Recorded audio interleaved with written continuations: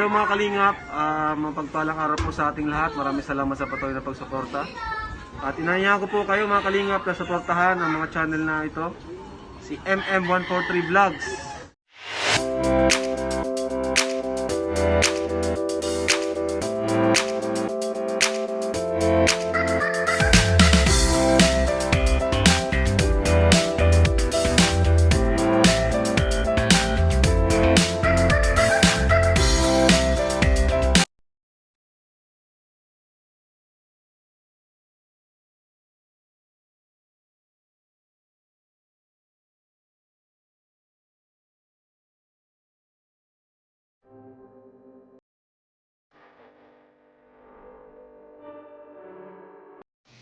Pero, nasaan po tayo dyan?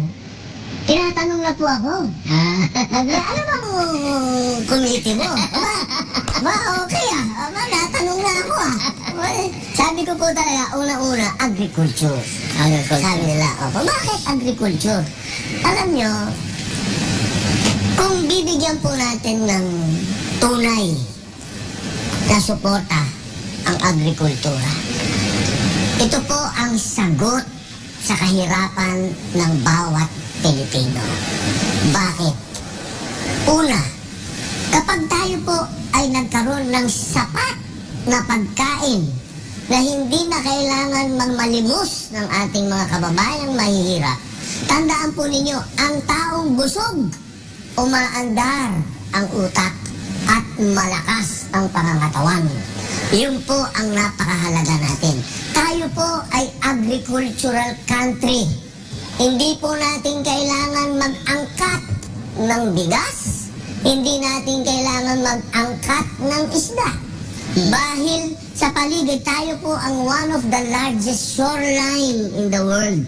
Ibig sabihin, malaki po ang ating pwedeng pag-isdaan. Kaya po, kailangan po natin to i-develop. Katulad po nung sinabi ko kanina, kung ang Vietnam, sila ay naging progresibo dahil sa agrikultura, tayo pa. Yun po, pangalawa, gusto ko po talagang mailigay sa transportation.